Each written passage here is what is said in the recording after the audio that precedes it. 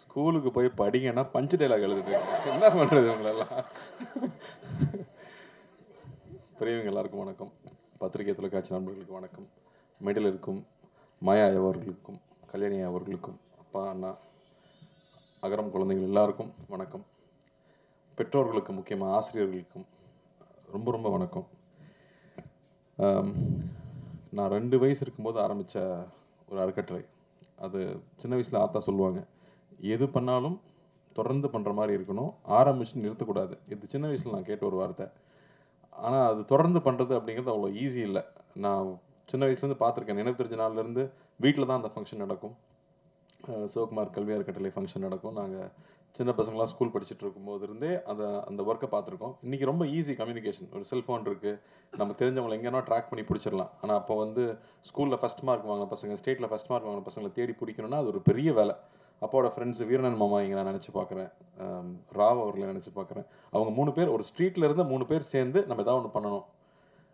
அப்பாவுடைய 100வது படம் முடியுது. அந்த 100வது படம் எடுத்து முடிக்கும் போது எல்லா தயாரிப்பாளர்களும் 100 தயாரிப்பாளர்களையும் கூப்பிட்டு ஒரு கேடயம் கொடுக்குறாங்க. எம்ஜிஆர் அவர்கள் தலைமையில் அப்பாவை அறிமுகப்படுத்தின இயக்குநர்கள் கலந்துக்கிறாங்க. கமல் சார் வந்து அப்போ வளர்ந்து வரும் ஹீரோ, அவரும் கலந்துக்கிறாரு. அவர் அந்த ஃபங்க்ஷனில் பாராட்டி பேசுகிறாரு. அந்த ஃபங்க்ஷன் முடியும் போது ஒரு படத்துடைய சம்பளம் மொத்தமாக அப்படி நம்ம கொடுக்க மனசு வருமானு தெரியல, மொத்த சம்பளத்தை அப்படியே பேங்க்கில் போட்டு, ஏன்னா நான் அப்படி பெருசாக காசுக்கு ஆசைப்படாத ஒரு ஆளாக இருந்திருக்காரு அப்பா. நான் தான் சொல்லுவோம், கிண்டல் பண்ணுவாங்க சொந்தக்காரங்களாம், வர்ற காசை கூட வேணான்னு சொல்லிடுவார் இவர் அப்படின்னு. பட் அவரை பற்றி அது கவலைப்பட்டுக்கல. அவர் அப்படி தான் வாழ்ந்திருக்காரு. அந்த காசை போட்டு அந்த காசில் வர வட்டி எடுத்து பரிசு வழங்க ஆரம்பிச்சிருக்காங்க. முதல் பரிசு 1000 ரூபாய், அப்புறம் 750 ரூபா, அப்புறம் 500 ரூபாய். இந்த 1000 ரூபா பெரிய காசா அப்படின்னு நான் யோசிச்சு பார்க்கலாம். சரி, தங்கம் அப்போ என்ன விலை இருந்திருக்கும் 1979ன்னு யோசிச்சு பார்த்தா அது 750 ரூபா இருந்திருக்கு. ஸோ கிட்டத்தட்ட வந்து ஒரு 1.5 சவரன் வாங்குற அளவுக்கு பரிசு தொகை கொடுத்துருக்காங்க. தொடர்ந்து 25 வருஷம் அந்த ஃபங்க்ஷன் நடந்துகிட்டே இருந்துச்சு. ஒவ்வொரு வருஷமும் சின்ன சின்ன ஊர்கள்லேருந்து எங்கே இருந்தாலும் தவறாமல் வந்து அப்பா கிட்ட பரிசு வாங்கிட்டு போவாங்க. நாங்கள் வெளியூரில் எங்கே ஷூட்டிங் போனாலும் அப்பாவோட படங்களை பற்றி பேசுகிறாங்களோ இல்லையோ, ஆமாம் உங்கள் அப்பா வந்து படிப்புக்கு வந்து ஹெல்ப் பண்ணுவார்ல அப்படின்னு சொல்லுவாங்க. ஸோ அதை தொடர்ந்து பண்ணது தான். அதுக்கப்புறம் 25வது ஆண்டுக்கு அப்புறமா அகரம் எடுத்து அதை செய்ய ஆரம்பிச்சுது. அகரம் எடுத்ததுக்கப்புறமா தான் வந்து வெறும் ஃபஸ்ட் மார்க் எடுத்தது மட்டும் கிடையாது, எங்கேருந்து ஃபஸ்ட் மார்க் எடுத்தான் அப்படிங்கிறது ரொம்ப முக்கியமாக இருக்குது அப்படிங்கிறது புரிதல் வந்துச்சு. எந்த இடத்துலேருந்து ஆரம்பித்து படித்து வந்தாங்க. இன்றைக்கி வந்து ஒவ்வொரு பசங்களும் அவங்களுடைய பேக்ரவுண்ட் சொல்லும்போது அப்பா எங்கேருந்து வந்தாருன்னு தான் யோசிக்க முடியுது. எங்களால் அதை நான் சொல்ல முடியாது. நாங்கள் வந்து ஆசீர்வதிக்கப்பட்டவங்க அப்படின்னு தான் சொல்லிக்கணும், இல்லை போன ஜென்மத்து புண்ணியம்னு சொல்லிக்கலாம். அப்பாவுக்கு பையனாக பிறந்ததுனால பல விஷயங்கள் கடந்து வந்துட்டோம். ஆனால் அப்படி இருந்தாலும் வந்து எதுவும் தெரிஞ்சுக்காமல் இங்கே வந்துட முடியாது. இதுக்கு பயங்கர ஹார்ட் ஒர்க் தேவை. யார் எந்த இடத்துல ஆரம்பித்தாலும் ஹார்ட் ஒர்க் பண்ணி தான் ஆகணும். இந்த கீழேருந்து ஆரம்பித்து நான் ரொம்ப கஷ்டப்பட்டேங்க அப்படி தான் வர முடிஞ்சுன்னு சொன்னால் அது உண்மைதான். கஷ்டப்படாமல் எதுவுமே கிடைக்காது. எல்லாருமே உழைச்சி தான் வர முடியும். எந்த விலை கொடுக்காமல் எதுவுமே கிடைக்காது. அந்த விலை எப்பவுமே காசு பணம் கிடையாது. உங்கள் தூக்கமாக இருக்கும், உங்களுடைய சந்தோஷங்களாக இருக்கும். இங்கே இருக்கிற எல்லாருமே ஏதோ ஒன்று பெருசாக விலை கொடுத்து இழந்து தான் இன்றைக்கி அவங்க படித்து இங்கே வந்திருக்காங்க. அதனால் இன்றைக்கி ஹார்ட் ஒர்க்கோ நம்ம தியாகம் பண்ணிக்கிற விஷயம் என்னவோ நிச்சயமாக அது பரிசளிக்குது. இல்லைங்க நான் வாழ்க்கை பூரா உழைச்சிட்டே இருக்கேன், எனக்கு எதுவுமே கிடைக்கலன்னு சொன்னால், நீ ரொம்ப நாள் வெயிட் பண்ணால் ரொம்ப பெருசாக கிடைக்கும். நீ கொஞ்ச நாள் வெயிட் பண்ணால் சின்னதாக கிடைக்கும், ரொம்ப நாள் வெயிட் பண்ணால் ரொம்ப பெருசாக கிடைக்கும். அதனால எக்காரணத்தை கொண்டும் தளர்ச்சி ஆகிடவே வேண்டாம். தொடர்ந்து பயணிக்கணும்னு நான் உங்களை கேட்டுக்கிறேன். தைரியமாக இருங்க. இங்கே அகரமில் ஒவ்வொரு வாட்டியும் நான் பசங்க கேட்குறது வந்து, ஊர்லேருந்து படித்து சென்னைக்கு வந்துட்டேன், சிட்டிக்கு வந்துட்டேன். பசங்களை முக்கியமாக வந்து சிட்டிக்கு கொண்டு வந்து படிக்க வைக்கணுங்கிறது தான் ஒரு ஆசையை. அங்கே பக்கத்தில் இருக்கிற காலேஜில் படிக்க வச்சிடலாமே அப்படின்னா, அங்கேருந்து அங்கே எக்ஸ்போஷர் சின்னதாக தான் இருக்கும். நேற்று யூடியூப்பில் பார்க்கும்போது ஒருத்தர் சொன்னார், சார் நீங்கள் இந்தியாவிலேருந்து சம்பாதிச்சா 1 லட்சம் சம்பாதிக்கிறீங்கன்னா அப்படியே அமெரிக்கா போனால் 5 லட்சம் சம்பாதிக்கலாங்கிறாங்க. அப்போ சின்ன கிராமத்தில் படித்த பையனுக்கு என்ன தெரிஞ்சுக்க முடியும்? அங்கே இருக்கிற ஒரு கல்லூரியில் படித்தா அந்த அளவுக்கு தான் அறிமுகம் இருக்கும். ஆனால் இங்கே இருக்கிற பசங்க சென்னைக்கு வந்து படிக்கணும், பெரிய சிட்டியில் படிக்கணும் அப்படின்னு அகரம் முடிவெடுத்தது ஏன்னு அப்புறம் தான் எனக்கு புரிஞ்சுது. ஆனால் ஒரு சிக்கல் இருக்குது. இங்கே வந்த உடனே கூட படிக்கிற பசங்கள்லாம் பயங்கரமாக ட்ரெஸ் பண்ணியிருப்பானுங்க, இல்லை இங்கிலீஷ் பட்டையை கிளப்பானுங்க. அது நல்ல இங்கிலீஷாக இருக்கான்னு தெரியாத அளவுக்கு நமக்கு இங்கிலீஷ் தெரியாது. அவனும் சுமார் இங்கிலீஷ் தான் பேசுவான். ஆனால் நம்மளாம் வந்து ஓவராக அவனை பார்த்து பயப்படுவோம். ஸ்கூலில் இருக்க வரைக்கும் நம்ம கூட தெரிஞ்ச பசங்க கூடயே இருந்திருப்போம். ஆனால் காலேஜ் போனோன்னே பார்த்தா எல்லா ரகமான பசங்களும் வருவாங்க. அப்போ பயங்கர இன்ஃபீரியாரிட்டி காம்ப்ளெக்ஸ் வரும். சிட்டியில் படிச்சுட்டு போன எனக்கே இன்ஃபீரியாரிட்டி காம்ப்ளெக்ஸ் வந்துச்சுன்னா அப்புறம் கிராமத்துலேருந்து படிச்சு வர பசங்க இன்ஃபீரியாரிட்டி காம்ப்ளெக்ஸ் இருக்காமல் போயிடுமா? தயவு செஞ்சு அதெல்லாம் வச்சுக்காதீங்க. 1 வருஷம் 2 வருஷம் கஷ்டமாக இருக்கும். அதுக்கப்புறம் அவங்களோட பெட்டராக நீங்கள் ட்ரெஸ் பண்ணுவீங்க. ஏன்னா நான் பார்த்துருக்கேன், என் கூட படித்த பசங்க திருநெல்வேலியிலேருந்து வருவானுங்க. அப்படியே நம்ம ட்ரெஸ்ஸிங் எல்லாம் பார்த்துட்டே இருப்பானுங்க. தேர்ட் இயர் வரும்போது பார்த்தா நம்மளோட பெட்டராக ட்ரெஸ் பண்ணுவானுங்க. டே எங்கடா இதெல்லாம் வாங்குறீங்க அப்படின்னு கேட்டால் அவன் அவ்வளோ ஷார்ப்பாக இருப்பான். ஸோ எது வேணும்னு நீங்கள் ஃபிக்ஸ் பண்ணிட்டீங்கன்னா போதும். நான் இந்த அளவுக்கு ஸ்டைலாக பேசணும், நான் இந்த அளவுக்கு இந்த சப்ஜெக்டில் ஷார்ப்பாக இருக்கணும், இதில் தான் நான் அச்சீவ் பண்ண போகிறேன்னு ஒரு டார்கெட் ஃபிக்ஸ் பண்ணுங்க. டார்கெட் ஃபிக்ஸ் பண்ணாமல் இருந்தால் எதுவுமே கிடைக்காது. என்ன வேணும் அப்படின்னு கேட்டால் இங்கே கிடைக்குது. இந்த பிரபஞ்சம் அதுதான் சொல்லுது. ஸோ என்ன வேணும் அப்படிங்கிறத மட்டும் கிளியராக முடிவு பண்ணிட்டீங்கன்னா அப்புறம் உங்களுக்கு வந்து ஸ்டாப் பண்ணுறது எதுவுமே கிடையாது. நீங்கள் பாட்டுக்கு போயிட்டே இருக்கலாம். ஏன்னா நான் 25 வயசு, எங்கள் அப்பா எனக்கு சொன்னது அதுதான். 25 வயசுக்குள்ளே வாழ்க்கையில் என்ன பண்ண போகிறேன்னு முடிவு பண்ணிவிடு அப்படின்னாரு. நானும் 18 வயசுலேருந்து யோசிக்கிறேன் என்ன பண்ணுறதுன்னே புரியல. எல்லாரும் வந்து நம்ம பையன் ஒருத்தன் வந்தானே, இங்கே யார் பிரசிடன்ட் நீ தானே, பேசிக்லி லைக் நான் அப்போவே தெரிஞ்சது இன்ஜினியர்னு. அதை ஃபஸ்ட்டு எதை கற்றுக்கிறோமோ இல்லையா ப்ராஜெக்ட் டைப் பண்ணும்போது பேசிக்லி லைக் வந்துடும். ஸோ நானும் ரொம்ப இன்ஜினியரிங் தான் படிக்க வச்சாங்க. எப்படி என்ன கனவுல எங்கள் அண்ணன் வந்து ஃபேக்ட்ரி ஆரம்பிப்பார், அதில் போய் நாம் அப்படி சின்ன முதலாளியாக சேர்ந்துடலான்ற ஒரு நினப்பில் அது நடக்கலை. அதுக்கப்புறம் என்ன பண்ணுறதுன்னு தெரியல. அப்புறம் தான் சரி, ஏதோ நீ வாழ்க்கையில் முன்னுக்கு வரணும்னா படித்தாகணும், நம்மளா ஒரு பாதையை தேர்ந்தெடுத்துக்கணும்னு போனேன். அப்போது நான் இன்ஜினியரிங் படித்து முடிச்சதுக்கப்புறமா ஒன்று தெளிவாக புரிஞ்சுது. எனக்கு வந்து இன்ஜினியரிங்லாம் பிடிக்கல, எனக்கு சினிமா பிடிச்சிருக்கு. அது சொல்கிறதுக்கு ரொம்ப வெக்கமாக இருந்துச்சு, ஆனால் அதை சொல்லி தான் ஆகணும். எங்கள் அண்ணனுக்குலாம் அவ்வளோ இன்ட்ரெஸ்ட் கிடையாது, பட் எனக்கு பிடிச்சிருந்துச்சு. ஸோ நான் தைரியமாக அப்பாட்ட சொல்லிவிட்டு, இல்லைப்பா நான் திரும்பி வரேன், நான் சினிமாவில் ட்ரை பண்ண போகிறேன், கற்றுக்கணும்னு தான் நினச்சேன். எதுவுமே எனக்கு தெரியாது, கற்றுக்கணும்னு ஆசைப்பட்டு வந்தேன். ஆனால் இதுதான் அப்படின்னு நான் முடிவு பண்ணதுக்கப்புறமா எனக்கு எல்லாமே நடந்துச்சு. அது வரைக்கும் நான் ஆவரேஜ் ஸ்டூடெண்ட்டாக இருக்கிறது ரொம்ப கொடுமை. ஞானவேல் சார்கிட்ட நான் பேசியிருக்கேன். நல்லா படிக்கிற பையனை பாராட்டுவாங்க, நல்லா படிக்காத பையனை திட்டுவாங்க, ஆவரேஜ் மார்க் வாங்குறவனா கண்டுக்கவே மாட்டாங்க. ரொம்ப கொடுமை அது. ஸோ இனிமே எது பண்ணாலும் பெஸ்ட்டாக பண்ணணும்னு முடிவு பண்ணது, எது பிடிக்குது நான் அதை நோக்கி போகணும்னு முடிவு பண்ணதுக்கப்புறம் எல்லாமே மாறிச்சு. அதனால் என்ன வேணுங்கிறத சீக்கிரமாக டிசைட் பண்ணுங்கள். கொஞ்சம் கஷ்டமான வேலை தான், ஆனால் அதை சீக்கிரமாக டிசைட் பண்ணிட்டீங்கன்னா அது நிச்சயமாக நமக்கு கிடைக்கும். தொடர்ந்து படிங்க. கல்வி பெரிய ஆயுதமாக இருக்குது. இங்கே வந்து ஒவ்வொருத்தரும் அவங்களோட எக்ஸ்பீரியன்ஸ் ஷேர் பண்ணும்போது, நாங்கள் அக்ரமுக்கு வரும்போது ஒவ்வொரு வாட்டியும் அது புதுசாக இருக்கும். ஏன்னா இப்போ யூடியூப்குள்ளே போனீங்கன்னா என்ன வாட்ச் புதுசாக வந்திருக்கு, எந்த கார் புதுசாக வந்திருக்கு, அவன் என்ன ட்ரெஸ் வாங்கினா, இதை பற்றியே தான் நியூஸ் வந்துட்டுருக்கு. ஏன்னா நம்ம அதை தான் தேடி பார்க்குறோம். ஆனால் நீங்கள் இந்த மாதிரியான செய்திகளை இப்போ கல்யாணி சொன்னாங்க இல்லையா, இதெல்லாம் ஷார்ட்டாக வந்து அட்லீஸ்ட் 100 மில்லியன் வியூஸ் போகணும். அப்போ தான் மக்களுக்கு இதை பற்றி தெரியும். நமக்கு வந்து பகுதி நேர உதவி கிடைக்கிற பள்ளிகளை பற்றி நமக்கு தெரியுமா, தெரிஞ்சுக்கணும்னு நினச்சிருக்கோமா? இந்த மாதிரி விஷயங்கள் தான் இங்கே ஷார்ட்ஸாக கட் பண்ணி தயவு செஞ்சு பாப்புலர் பண்ணணும்னு நான் கேட்டுக்கிறேன். ஏன்னா அதெல்லாம் மக்களுக்கு தெரிஞ்சுக்கணும். இல்லாட்டி நமக்கு என்னென்ன விஷயங்கள் இருக்குது சமுதாயத்தில் நடக்குதுங்கிறது நமக்கு தெரியாமல் போயிடுது. ஸோ அது ரொம்ப அவசியம்னு பார்க்குறேன். இங்கே ஒவ்வொரு தடவை வரும்போதும் ஒவ்வொருத்தரும் பகிர்ந்துக்கிற விஷயங்கள் நமக்கு மறுபடியும் புது புது விஷயங்களை கற்றுக் கொடுத்துட்டே இருக்குது. இதெல்லாம் நம்ம சமுதாயத்தில் இருக்கான்னு தெரிஞ்சுக்கிட்டே இருக்குது. மணிப்பூர்லேருந்து ஒரு பாப்பா வந்து இங்கே பேசிச்சு. அது இங்கிலீஷில் பேசிச்சு. அது என்ன பேசுன்னு எல்லாருக்கும் தெரிஞ்சிருக்குமான்னு தெரியலையான்னு தெரில. அதுக்காக நான் ஒரு வாட்டி சொல்லணும்னு நினைக்கிறேன். எங்கள் ஊரில் வந்து பிரச்சனை நடக்குது. எங்கள் ஊரில் வீட்டை விட்டு வெளியில் போக முடியல. அதனால் எங்கள் ஊரில் நிறையா குழந்தைங்க ஸ்கூலுக்கும் காலேஜுக்கும் போக முடியல, வீட்டில் உட்காந்துட்டு இருக்காங்க அப்படின்னு சொல்லுது. நான் அதிர்ஷ்டவசமாக இங்கே வந்ததுனால இங்கே நான் படிச்சுக்கிட்டு இருக்கேன். தயவு செஞ்சு எங்கள் ஊருக்காக பிரார்த்தனை பண்ணிக்கோங்க. தயவு செஞ்சு எங்கள் ஊரில் இருக்கிற குழந்தைங்களுக்கு மறுபடியும் பள்ளிக்கும் கல்லூரிக்கும் போகிறதுக்கு வழிவகுக்குங்க அப்படின்னு சொல்லி அந்த பாப்பா கேட்டுக்கிச்சு. அதை நம்ம அந்த சிச்சுவேஷன் நம்மளால் உணர முடியுமா? நம்ம வந்து தமிழ்நாட்டில் இருக்கோம், அதெல்லாம் என்னென்னு நமக்கு தெரியல. ஆனால் அங்கேருந்து படிப்புக்காக அந்த பொண்ணு இங்கே வந்திருக்கு. இதே மாதிரி நேபாளிலேருந்து வந்த கதைகள் நான் வந்து என் ஒய்ஃப் சொல்லி கேள்விப்பட்டிருக்கேன். அங்கேருந்து வந்து படிக்க முடியாது, தப்பிச்சு வரணுங்கிறப்ப லேக் எப்போ உறையுமோ, அங்கே லேக் இருக்குமா, அந்த லேக் உறைஞ்சா கல் ஆயிருமா. அந்த டைமில் யாராவது போனாங்கன்னா அவங்க கூட குழந்தைய அமுச்சு விட்ருவாங்களாம், நீயாவது உயிரோடு இருங்கிற மாதிரி. அப்படி நடந்து வரும்போது ஐஸ் சாப்பிட்டுக்கிட்டே வருவாங்களாம். அப்படி வந்து இங்கே குழந்தைங்க படித்து அவங்க பெருசாக வந்திருக்காங்க. அப்படி கல்விக்காக எவ்வளோ விஷயம் நடக்குது அப்படின்னு நினைக்கும் போது ரொம்ப ரொம்ப ஆச்சரியமாக இருக்குது. அதனாலேயே தான் இன்றைக்கி எங்கே போனாலும் நீங்கள் வந்து எனக்கு படிப்புக்கு ஹெல்ப் பண்ணுங்கன்னு சொன்னால் இங்கே நம்ம எனக்கு தெரிஞ்சு தமிழ்நாட்டில் யாரும் இல்லைன்னு சொல்லவே மாட்டாங்க. நிச்சயமாக ஹெல்ப் பண்ணுவாங்க நம்புகிறேன். அதே மாதிரி நானும் கேட்டுக்கிறேன், உங்கள் வீட்டில் வேலை செய்கிறவங்களா இருக்கலாம், பக்கத்தில் இருக்கிறவங்களா இருக்கலாம், படிப்புக்குன்னு கேட்டால் கையில் கொடுத்துடாதீங்க, ஸ்கூல்லேயே போய் காசை கூட கட்டிடுங்க. அது பெரிய ரிசல்ட் கொடுக்குது அப்படின்னு நிச்சயமாக தெரியுது. அதுக்கப்புறம் என்னோட பொண்ணுக்கு வந்து ஒரு ப்ராஜெக்ட் இருந்துச்சு. அப்பா சொன்ன மாதிரி காஸ்ட்லியான ஸ்கூல் தான். பட் எனக்கு ரொம்ப ஆசையாக இருக்கும், கிளாஸ்மேட்ஸ் வந்து எல்லா தரப்பு குழந்தைகள் பழகணும்னு ஆசையாக இருக்கும். அப்படி அவங்களுக்கு ஒரு ப்ராஜெக்ட் இருந்துச்சு.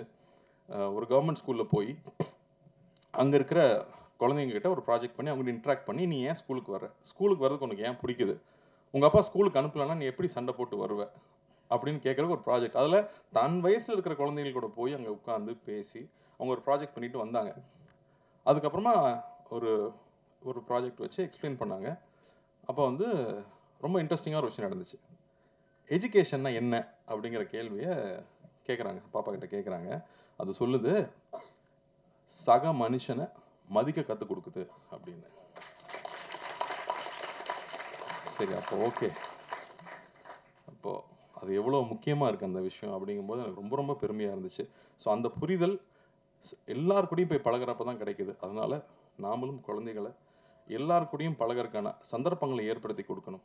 அப்போ தான் தன்னுடைய வாழ்க்கை, தனக்கு கிடைச்ச விஷயங்களை மதித்து நேரான வழியில், அப்பா சொன்ன மாதிரி அந்த டிசிப்ளினும் அந்த கல்வியை நோக்கி போகிற உழைப்பும் ரொம்ப முக்கியமாக இருக்கும். ஸோ அதை நாமளும் செய்யணும்னு நான் கேட்டுக்கிறேன். வாய்ப்பளித்ததுக்கு நன்றி. ரொம்ப ரொம்ப சந்தோஷம். அகரம் தம்பி தங்கைகள் எல்லாருக்கும் என்னுடைய வாழ்த்துக்கள். தைரியமாக இருங்க. இன்றைக்கும் எந்த காம்ப்ளெக்ஸும் வச்சுக்காதீங்க. ஒருத்தனுக்கு 1 வருஷத்தில் கிடைக்கும். ஹார்ட் ஒர்க் பண்ணால் நமக்கு 5 வருஷத்தில் கிடைக்கும், இல்லை 10 வருஷத்தில் கிடைக்கும். ஒர்க் பண்ணுங்கள். எவ்வளோ லேட் ஆகுதோ அந்தளவுக்கு போனஸ் பெருசாக கிடைக்கும். அவ்வளோதான். அகரம் என்ற ஆலமரத்தை நிறுவி அதன் ஆணிவேராக திகழ்ந்து வரும் எங்கள் அண்ணன், இருள் சூழ் உள்ளங்களுக்கு கல்வி எனும் ஒளியை தந்து வாழ்வை வளமாக்கும் வள்ளல், ஆயிரக்கணக்கான விதைகளுக்கு அண்ணனாக திகழ்பவர் எங்கள் சூர்யா அண்ணா அவர்களை சிறப்புரையாற்ற அழைக்கிறேன்.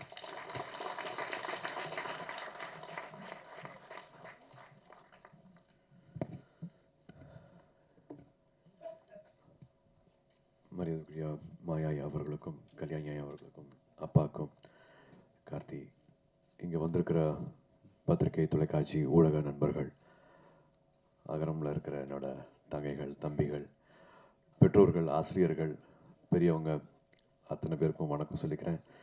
நன்றியும் சொல்லிக்கிறேன். ஏன்னா யூஸ்வலாக வந்து இது ஒரு வீக்கெண்டில் நடக்கும்.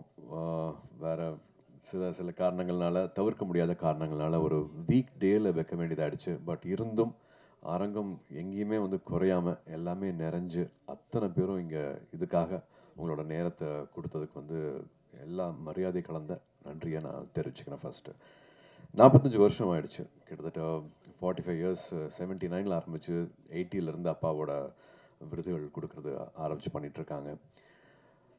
அகரம் கிட்டத்தட்ட 20 இயர்ஸ் தொடப்போகுது. விதை மட்டுமே வந்து ஒரு 15 வருஷம் ஆயிடுச்சு. ஏன்னா அகரமில் வந்து ரொம்ப ஹைலைட்டாக எங்களுக்கு ரொம்ப ரொம்ப முக்கியமான ஒரு ப்ரோக்ராமை பார்க்குறது வந்து விதை ப்ரோக்ராமு. ரொம்ப சாதாரணமாக 2006 உட்காந்து பேசிகிட்டு இருந்தோம், நானும் ஞானவேல் அவர்களும். அப்போ வந்து ஸ்டூடெண்ட் ரிப்போர்ட்டராக ஆரம்பித்து அதுக்கப்புறமா முக்கியமான பத்திரிகையில் முக்கியமான பொறுப்பில் இருக்கிறாரு. அப்போ கேட்ட கேள்விகள் தான். அப்பா இப்போ குட்டியை ஒரு கதை சொல்லிட்டு இருந்தாங்க. அவங்களோட அவங்களோட பள்ளி பருவம் எப்படி இருந்துச்சு, ஸ்கூலுக்கு போகிறக்கு முன்னாடி என்னென்ன மாதிரியான சூழல் இருந்துச்சு அப்படின்னு சொல்லிட்டு இருந்தாங்க. எனக்கும் சொல்லியிருக்காங்க, எனக்கும் அது ஞாபகம் இருக்குது. பட்டு 2006 பேசிகிட்டு இருக்கும்போது வந்து அதே மாதிரியான ஒரு சூழல் தான் வந்து ஞானவேல் அவர்கள் வந்து முதல் தலைமுறை மாணவர்கள் இருக்காங்க தெரியுமா அப்படின்னு கேட்ட கேள்வி தான் வந்து அகரம் பிறக்கிறதுக்கு காரணமாக இருந்துச்சு. அப்படிலாம் இல்லையே அப்பா அப்போ சொன்னாங்க. அப்பா வந்து ஒரு 50s 40s சொன்ன கதை அது அப்படின்னாங்க. இல்லை, 2006 வந்து இப்போவும் நம்மளுக்கு முதல் தலைமுறை மாணவர்கள் இருக்காங்க அப்படின்னு 2006 சொன்னாங்க. 20 வருஷம் தாண்டிட்டோம். இப்போவும் ஒரு மாதத்துக்கு 3000 ரூபா கூட சம்பாதிக்க முடியாத சூழலில் ஒரு குடும்பம் இருக்காங்க. அதில் அப்பா, அம்மா, தம்பி, தங்கச்சின்னு வந்து ஒரு 5 பேர் 4 பேர் இருக்கிற குடும்பத்தில் கூட ஒரு நாளைக்கு 100 ரூபா கூட சம்பாரித்து முழுசாக எடுத்துகிட்டு வர முடியாத குடும்ப சூழ்நிலையிலிருந்து வர மாணவர்கள் அவங்களோட அந்த போர் குணம் இருக்கிறியா, அது வந்து நான் வந்து அதுக்கு தலை வணங்குறேன். அப்படி தான் பார்க்குறேன். இங்கே வந்திருக்கிற தம்பிகளையும் தங்கைகளையும் வந்து அந்த போர் குணத்தோடு தான் நான் அவங்கள பார்க்குறேன். நாங்கள் இருக்கிற இடம் வந்து ரொம்பவே வசதியான ஒரு இடத்துல இருந்துட்டு நாங்கள் பண்ணுற சாதனைகள், இந்த மேடை எனக்கு வந்து கிட்டத்தட்ட இப்போ ஒரு 49 வயசாச்சு. நிறைய பேர் பத்திரிகையில் நண்பர்கள் எல்லாருமே வாழ்த்து சொன்னீங்க. அதுக்கு நான் இந்த சமயத்தில் நன்றி சொல்லிக்கிறேன். பட் இவ்வளோ வருஷம் கழித்து இந்த மேடை கிடச்சிருக்கு. பட் இந்த மேடை இந்த சாதனையெல்லாம் வந்து இந்த 17-18 வயசில் நீங்கள் பண்ணியிருக்கிற, அதுவும் எந்த வசதியும் இல்லாமல் நீங்கள் எதிர்நீச்சல் போட்டு வந்திருக்கீங்க இல்லையா, அந்த சாதனை வந்து நாங்கள்லாம் இப்போ இருக்கிறத விட ரொம்ப ரொம்ப உயர்வானது, ரொம்ப மிகப்பெரியது. அதனால் நீங்கள் இன்னொரு 20 வருஷம் 30 வருஷம் கழித்து உங்களை பார்க்கும்போது வந்து நீங்கள் தொடப்போகிற உயரம் வந்து மிக மிக உயரமான ஒரு இடத்த தான் வந்து போய் அடைய போகிறீங்க. அந்த நம்பிக்கையோட மட்டும் நீங்கள் நிச்சயமாக நீங்கள் பயணிக்கணும் அப்படின்னு நான் விருப்பப்படுறேன். விதை திட்டம் வந்து நான் சொன்ன மாதிரி இப்போது கிட்டத்தட்ட 5200 மாணவர்களுக்கு மேலே வந்து அவங்களோட தொட முடிஞ்சிருக்கு, அவங்களோட வாழ்க்கையை மாற்ற முடிஞ்சிருக்கு.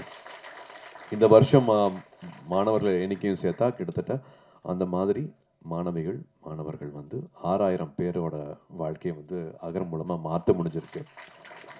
இது அவங்களோட ஒவ்வொருத்தவங்களோட வாழ்க்கை முறை மட்டும் இல்லாமல் அவங்களோட குடும்ப சூழலாகட்டும், அவங்க எங்கேருந்து வராங்களோ அந்த கிராமங்களாகட்டும், அவங்களுக்கெல்லாம் வந்து ஒரு வழிகாட்டியாக இருந்திருக்காங்க. ஸோ அது வந்து ஒரு ரிப்பிள் எஃபெக்ட் மாதிரி ஒருத்தவங்களுக்கு வழிகாட்டுறது வந்து அவங்க குடும்பத்தில் இருக்கிற தம்பி தங்கைகளாகட்டும், அவங்க வீட்டில் இருக்கிறவங்களாகட்டும், தெருவில் இருக்கிறவங்களாகட்டும், அவங்க கிராமத்தில் இருக்கிறவங்களாகட்டும், எல்லாருக்குமே வந்து ஒரு அவேர்னஸ் கிடைக்குது, ஒரு விழிப்புணர்வு கிடைக்குது. இதுக்கப்புறமா இது பண்ணலாமா, இதுக்கப்புறமா இங்கே போகலாமா, இவங்க இருக்காங்களா, இவங்ககிட்ட கேட்கலாமா, இவங்க நம்மளுக்கு வழிகாட்டுவாங்களா, மெட்ராஸில் ஒரு அண்ணா இருக்காங்க, ஒரு அக்கா இருக்காங்களா அப்படிங்கிற மாதிரி ஒரு ரிப்பிள் எஃபெக்ட் மாதிரி தான் வந்து இந்த 20 வருஷம் வந்து ரொம்ப அழகாக கடந்திருக்கு அப்படின்னு சொல்லுவேன். இது வந்து அகரம் இருக்கவங்கனால மட்டும் கிடையாது.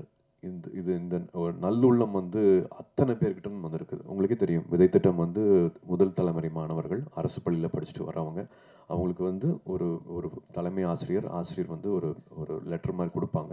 8ஆவதுலேருந்து 10ஆவது 12ஆவது வரைக்கும் நான் உங்களை பார்த்துருக்கேன், இது தகுதியான மாணவர் மாணவி அப்படிங்கிற மாதிரி லெட்டர் கொடுப்பாங்க. ஒரு 10,000 கிட்டத்தில் லெட்டர் வரும். பட் அதுலேருந்து நாங்கள் ஒரு 1500 எடுத்து அப்புறமா அது வந்து ஒரு 700 500 மாதிரி மாறும். ஸோ இந்த ப்ராசஸ்க்கு வந்து ஹெல்ப் பண்ணுறது வந்து அத்தனை பேர், அப்பா அம்மா ஆசிரியர், அந்த ஊருக்கு வழிகாட்டுறவங்க. தடையுமே இருக்காது, ஒரு ஒரு அட்ரஸ் இருக்காது, வழித்தடம் இருக்காது. காலையிலேருந்து உங்களுக்காக வெயிட் பண்ணி பஸ்லேருந்து இறங்கின உடனே 2 வீலரில் வந்து எங்களை கூட்டிகிட்டு போகிற அந்த ஊரில் இருக்கிற மக்களாகட்டும், அங்கே லோக்கலில் இருக்கிற பத்திரிகை நண்பர்களாகட்டும், வழியே தெரியாமல் நான் கூட்டிகிட்டு போகிறேன் வாங்க அப்படின்ட்டு வந்து சைக்கிளில் கூட்டிகிட்டு போகிறவங்களாகட்டும், இல்லை ஒரு லாரி டிரைவர் ஆகட்டும், அத்தனை பேர் வந்து இந்த மாணவ செல்வங்களுக்கு வந்து எப்படியாவது படிப்பு கிடைச்சிடணும், எப்படியாவது இந்த கல்வி கிடைச்சிடணும் அப்படின்ட்டு அத்தனை பேர் வந்து உதவி செஞ்சுருக்காங்க. அத்தனை பேர்த்தோட அந்த ஒரு நேரத்துக்கும் அவங்களோட ஊக்கத்துக்கும் அவங்களோட சப்போர்ட்டுக்கும் அவங்களோட அந்த அந்த ஒரு கல்வி மாற்றிடும், எல்லாத்தையும் மாற்றிடும் அப்படின்ட்டு அவங்கள கொடுத்த நேரத்துக்கு எல்லாமே நான் இப்போது நன்றி சொல்லணும் அப்படின்னு பார்க்குறேன். ஏன்னா 20 வருஷம் ஆயிடுச்சு.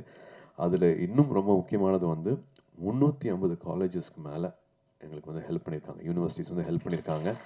அதில் வந்து தொடர்ச்சியாக வந்து 350ல் எல்லார் பேரையும் என்னால் இப்போ சொல்ல முடியல. பட் எல்லாத்தையும் ஒவ்வொருத்தரையும் வந்து ஒரு நன்றியோடு பார்க்குறோம். அகரத்தில் இருக்கிற அத்தனை பேரும் அவங்க எல்லாத்தையும் வந்து நன்றியோடு பார்க்குறோம். இன்னும் அத்தனை பேர் இருக்கிறாங்க, அத்தனை பேருக்கும் வந்து மனமார்ந்த நன்றியை சொல்லிக்கணும். ஏன்னா போய் இல்லை அப்படிங்கிற வார்த்தையை வந்து இது வரைக்கும் வந்ததே கிடையாது. அவங்க கொடுக்குற ஊக்கம் அது வந்து அவங்க வீடாக பார்க்குறாங்க. அங்கே இருக்கிற மாணவிகளை வந்து அவங்கள வீடாக அவங்க பார்க்க வைக்கிறாங்க. அதான் ஒன்றா நினைக்கிறதுன்னு ஒன்று இருக்கு இல்லையா? இத்தனை வருஷம் ஆனாலும் வந்து எதுக்கோ பண்ணுறோம் ஏனோ பண்ணுறோம் அப்படிங்கிற மாதிரி இல்லாமல், நம்மளும் கேட்குறதுக்கு கூச்சமாக இருக்கிற மாதிரி இல்லாமல், இங்கே இருக்கிற மாணவிகள் வந்து ஒரு டிபார்ட்மெண்ட்லேயும் அந்தந்த ஹெச்ஓடி கிட்ட இருந்து பேர் வாங்கியிருக்காங்க. அவுட்ஸ்டாண்டிங் ஸ்டூடெண்ட்ஸா, பெஸ்ட் ஸ்டூடெண்ட்ஸா, பொட்டென்ஷியல் ஸ்டூடெண்ட்ஸா, இவங்க மறுபடியும் வருஷம் அந்த பேர் வாங்குறதுனால நாங்களும் கூச்சமே இல்லாமல் எந்த கதை வேணாலும் எங்கே வேணாலும் போய் வந்து எங்களால் தட்ட முடியுது. இது வந்து விதையில் வந்து ரொம்ப ரொம்ப முக்கியமான ஒரு அழகான சாதனை நான் சொல்லுவேன்.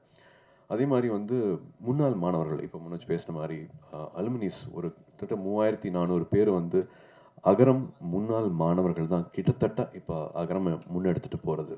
அவங்களும் வாலண்டியர்ஸும் இல்லாமல் வந்து இதை பண்ணியிருக்கவே முடியாது.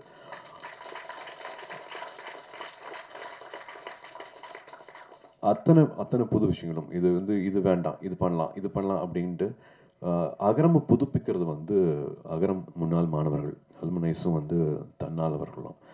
அவங்களோட இன்னும் ஸ்பெஷல் ப்ராஜெக்ட்னு பார்த்தா வந்து தை அப்படின்னு சொல்லுவேன், வழிகாட்டிகள்னு சொல்லுவேன். ஜவாது மலையில் வந்து மலைப்பகுதிகளில் இப்போ நீங்கள் பேசுகிற மாதிரி கேட்ட மாதிரி வந்து அங்கே இருக்கிற மலைப்பகுதிகளில் கிட்டத்தட்ட ஒரு 100 ஸ்கூலில் வந்து ஃபெலோஷிப்பில் வந்து அங்கே டீச்சர்ஸாகவே ஜாயின் பண்ணியிருக்கிறாங்க. முன்னாள் மாணவர்கள் வந்து அங்கே கிட்டத்தட்ட ஒரு 60 பள்ளிகளுக்கு மேலே வந்து மறுபடியும் அதை புதுப்பிச்சு மறுபடியும் அவங்க மாணவர்கள் சேர்க்கையை அதிகரித்து அங்கே வந்து 1 வருஷம் 2 வருஷத்துக்கு மேலே அந்த சூழ்நிலை வந்து ரொம்ப வேறு மாதிரி. அங்கேயே தங்கணும், அந்த சமூகத்துக்கூட பழகணும், ஃபோன் வசதிகள் இருக்காது, அங்கே தான் தங்க முடியும், அடிக்கடி வெளியில் வந்துட்டு போக முடியாது. இது மாதிரி நான் சொன்ன மாதிரி வந்து ஸ்கூலுக்கு வராத பழக்கமே இல்லாதவங்களை வந்து மறுபடியும் பள்ளி படிப்பு கூட்டிகிட்டு வருதுங்கிறது வந்து சாதாரண விஷயமே கிடையாது. அவங்களெல்லாம் கூப்பிட்டு கேட்டிருக்கோம், எப்படி இதை பண்ணுறீங்க, அகரம் என்ன சொல்லி கொடுத்துருக்கு, அகரம்னா என்ன அப்படின்னு கேட்கும்போது ஒவ்வொருத்தங்க ஒரு விஷயம் சொன்னாங்க. அதில் ஒரு தங்கை வந்து அகரம் தான் நான் தான் அகரம் அப்படிங்கிற மாதிரி சொல்லிச்சு. என்ன சொல்கிற புரியல அப்படின்னு கேட்கும்போது இல்லை, சூழல் வந்து எல்லாமே ரொம்ப சேலஞ்சிங்காக இருக்கும். எதுவுமே வந்து கிட்டத்தட்ட எதுவுமே சரியாக இருக்காது. சுற்றி இருக்கிறது எல்லாமே தப்பாக இருக்கும். பட் எல்லாத்துலேயும் என்ன நடந்தாலும் வந்து எப்படி வந்து ரெசிலியன்ஸோடு இருக்கிறது, எப்படி நம்பிக்கையோடு இருக்கிறது, எப்படி பாசிட்டிவாகவே இருக்கிறது வாழ்க்கையில். வாழ்க்கையில் எது பெருசு அப்படிங்கிறத வந்து முடிவு பண்ணிவிட்டு, எது வேணும் அப்படிங்கிறத வந்து தீர்மானிச்சுட்டு அதை நோக்கி மட்டுமே போகணும். எந்த காம்ப்ரமைஸும் பண்ணிக்காமல் நம்ம நினச்சதை அடையிறது எப்படி அப்படிங்கிறத வந்து அகரம் சொல்லி கொடுத்துருக்கு. நான் தான் அகரம், அகரம் தான் நான் அப்படிங்கிற மாதிரி சொல்லிச்சு. அது அவ்வளோ,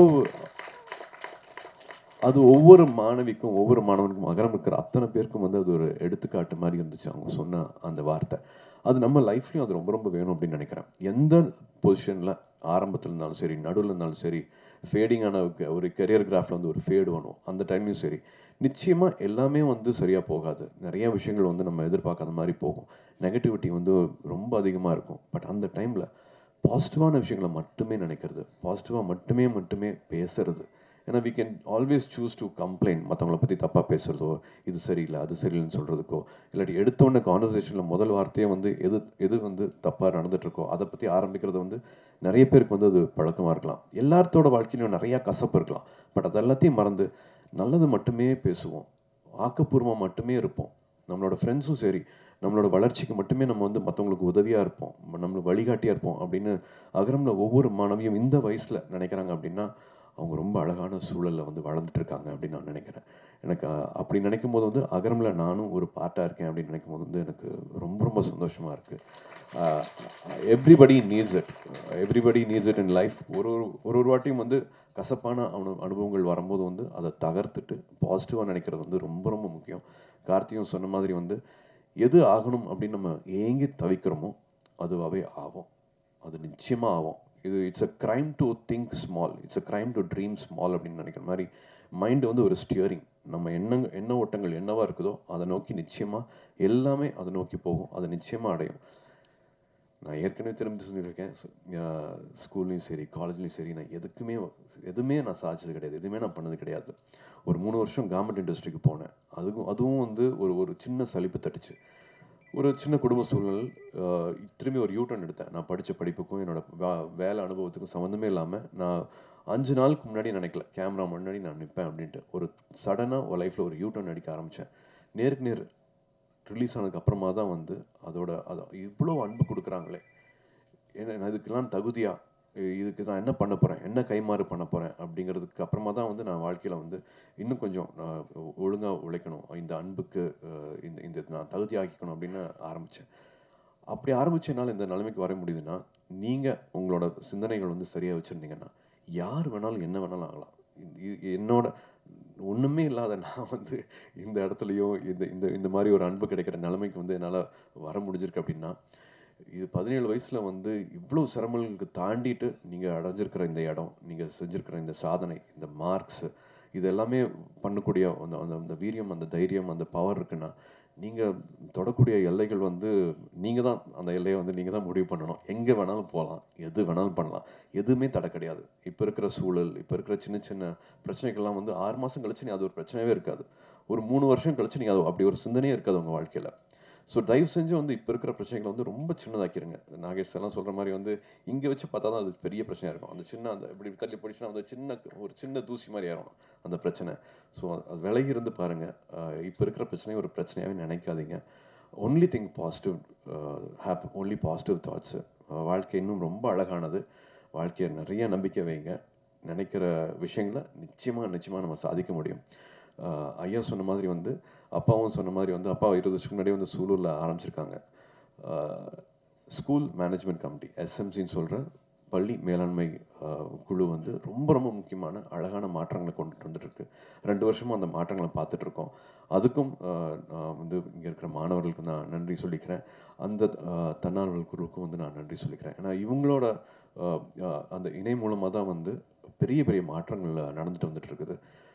ஒவ்வொருத்தரும் பள்ளியில் திரும்பி நம்மளோட நேரத்தை செலவழிக்கிறது ரொம்ப முக்கியமான ஒரு விஷயமா இருக்குது. ஸ்கூலுக்கு மறுபடியும் வந்து கிராமங்களில் இருக்கிற படித்து வந்திருந்தோம்னா அந்த ஸ்கூலில் நம்மளை மறுபடியும் நினச்சிக்கிறது ரொம்ப முக்கியமாக இருக்குது. அங்கே இருக்கிற பெற்றோர்கள் அந்த பள்ளியோட நடவடிக்கையிலையும் சரி தயவு செஞ்சு ஒரு உறுப்பினராக இருங்க. பெரிய மாற்றங்கள் வந்து 2 வருஷமாக பார்த்துட்ருக்கிற நம்பிக்கையில் சொல்கிறேன். கல்விங்கிறது வந்து ஒரு ஆயுதம், கல்விங்கிறது ஒரு கேடயம். நம்ம இப்போ பார்த்த மாதிரி இவ்வளோ சேஞ்சஸ் பார்த்துட்டு இருக்கிற மாதிரி, மணிப்பூர்லேருந்து வந்திருக்கிற தங்கை சொல்கிற மாதிரி நம்ம ரொம்ப கொடுத்து வச்ச வாழ்க்கையை நம்ம இங்கே வாழ்ந்துட்டுருக்குறோம். கல்வி வந்து எல்லாருக்குமே கிடைக்கணும். அப்போ பேசுகிற மாதிரி இல்லாமல் இப்போவும் முதல் தலைமுறை மாணவர்கள் இருக்காங்க. இது சேரிட்டி கிடையாது, இது வந்து ரெஸ்பான்சிபிலிட்டி, இது நம்மளோட பொறுப்பு. அகரம் வந்து உங்களோடது. அது எப்பவும் தொடர்ந்து போகிறதுக்கு எல்லாரும் ஊர் கூடி தேர் எடுப்போம்.